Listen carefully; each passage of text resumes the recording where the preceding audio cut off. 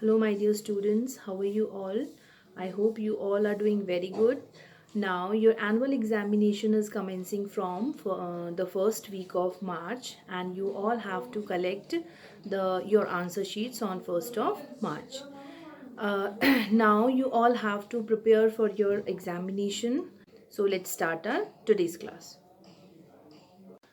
Class 5 today in your social studies class we will revise lesson number 7, India and its neighboring countries.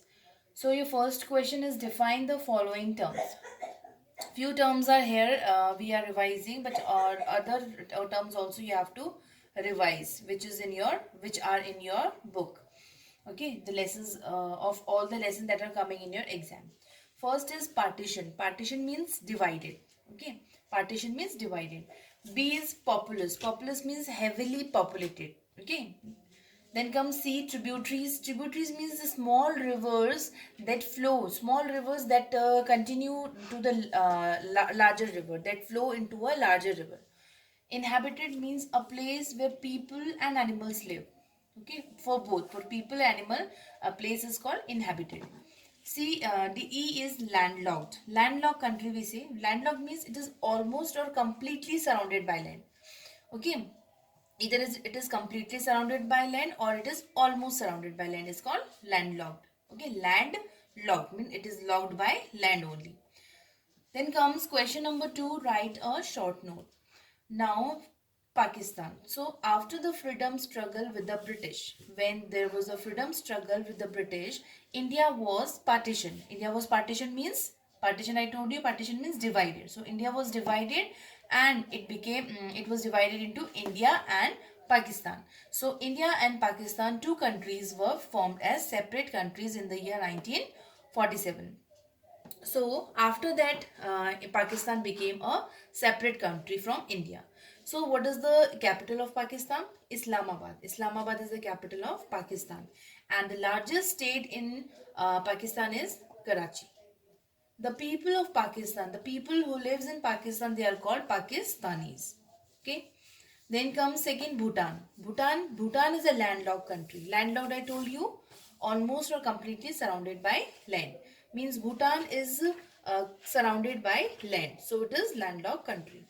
And Bhutan share its borders with Indian state, with the states of India like West Bengal, Assam and Arunachal Pradesh.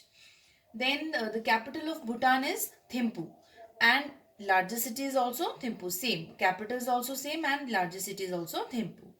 And Buddhism is the state religion in Bhutan. In Bhutan, the people of Bhutan, they practice the religion of Buddhism, and the people of Bhutan are called Bhutanese. Bhutanese. Okay.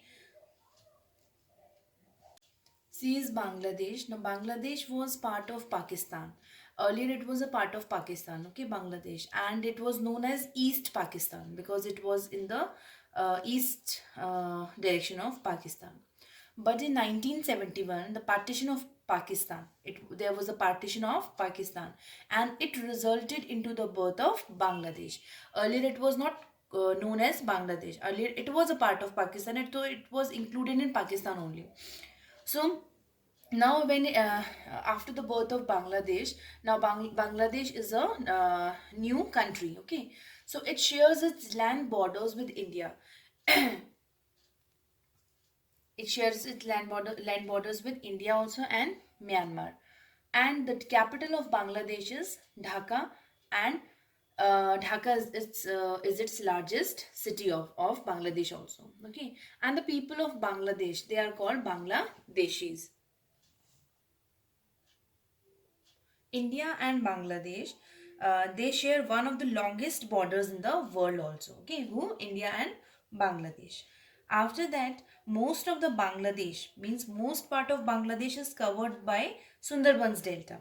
Okay, Sundarbans, what is Sundarbans Delta? Sundarbans Delta is the largest delta on this earth. Now we will also do the revision of lesson number 8, that is climate and vegetation of India.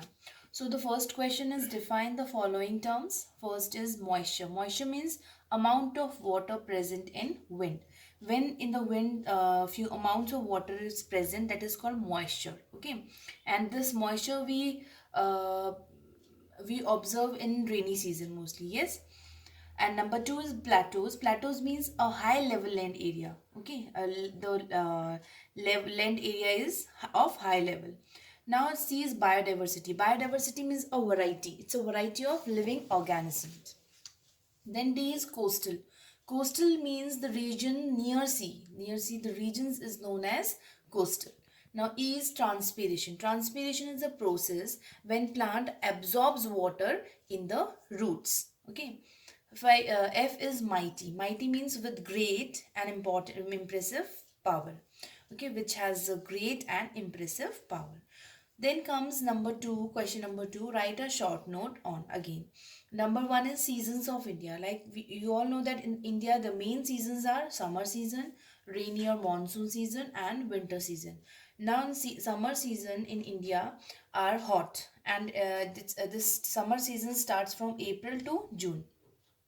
And India, most of the places experience temperature of around 40 degrees Celsius in summers. Okay, then comes rainy or monsoon season. Now the rainy season in India is from July to September, and wind starts moving from sea. From the sea, when the wind starts moving to the mainland of India, it carries moisture along with them. That is why moisture, I told you, amount of water in the, it carries the amount of water from the sea in the wind. Okay, then only we feel what moisture in the air. Winter season. The winter season in India is from mid-November to March, and the northern part of India has lower temperature in winter as compared to the southern part. And the Himalayan region experiences snowfall also. And the winter rainfall occurs in Punjab, Haryana, Himachal Pradesh, and southern Jammu and Kashmir in late January or early February. Now, reasons for varied climatic condition. Now, the climatic condition, it vary from place to place in India. What is the reason behind this? So, few reasons are there. First is India has a tropical monsoon climate. Okay, so the direction of wind or the distribution of rain is controlled by the hills and mountains of the country. Second is the mighty Himalayas. Mighty means the great and impressive Himalayas. They keep us warm. How they keep us warm? As they do not let the cold winds coming from north to enter India. Then third is the warm and wet monsoons winds. Monsoon wind cannot escape India because the Himalayas block the wind, which brings rainfall throughout the northern plain of India. Then the Thar Desert in western part of India and has high temperature and affects the climate of Rajasthan and the neighboring countries of Rajasthan as well. Then comes a large part of India. Next, fifth point is large part of India. It lies in the tropical region and has high temperature and abundant rainfall. These are the reasons for the varied climatic conditions in India. Number B is natural vegetation of India. Now, what is natural vegetation? Natural vegetation is the plant life. It's a plant life that grow without human support. Means nature provide them the conditions to grow. Okay. So, like natural factors, no? Like rainfall, nature of soil, wind, temperature, and the influence of animals also.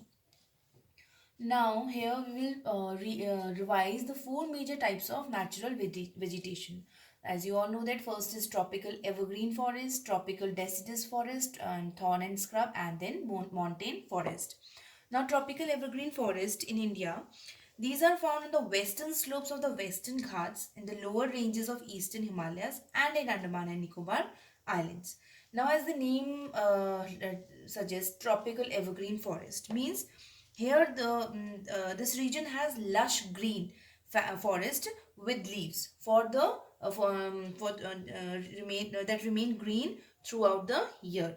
Okay, and the annual rainfall in this region is more than 200 centimeter of rainfall, and this temperature is cool throughout the year also. And the trees found in this types of forest are rosewood, white cedar, Indian chestnut, cane, and bamboo.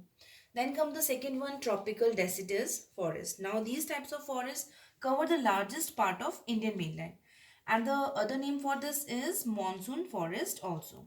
And now these forests are found on the eastern slopes of Western Ghat, the entire northern plains of Assam, West Bengal, Uttar Pradesh and Bihar, and in the plateaus of Jharkhand and Chhattisgarh. Now in this types of forest, the annual rainfall which they receive is 100 to 200 centimeter. And the temperature is high in summer, and the trees found in these forests are mango, banyan, neem, teak and sal. Then comes thorn and scrub. Now, thorn and scrubs are the for these vegetation. These are found in the regions with low rainfall, where the rainfall is low. Means how much rainfall in these regions? The rainfall is less than 70 centimeter, and only where the rainfall is less than 70 centimeter, only in these in that area only these types of vegetations grow, thorn and scrub. And what are the examples of thorn and scrubs vegetation? Like acacia, palm, sand binding grasses, babool and cacti. These are the examples. Now the vegetation found here, they have thick leaves. As you all have seen the cactus plant, it has thick leaves. Thorns are also there, and it has long roots also. Now these are found in the states of, you can it is understood that in Gujarat, Rajasthan, Haryana and Punjab. Okay, where the rainfall is less than 70 centimeter. Then the last one is montane forest. Montane forest, these are the forests, these are found in mountains at the height of 1500 meters to 3300 meters. That is why these are called montane forest. Now the annual rainfall of these forests is from 150 centimeter to 250 centimeter, and these vegetation, they have, these forests have rich biodiversity of trees and plants, shrubs and herbs. Why? This due to change in elevation. Elevation means raised places are there, so that is why the biodiversity is also rich in these forests. And the vegetation in the mountain changes with the change in temperature. If the temperature is changed, then the mountain it changes with the change in mountain also. Okay, so today we have completed the revision of lesson number 7 and lesson number 8. You all have to learn these revision works which we did in few assignments, in few videos, and the all the chapters you have to learn which are coming in your exam. Okay, all the best for your exams. Thank you.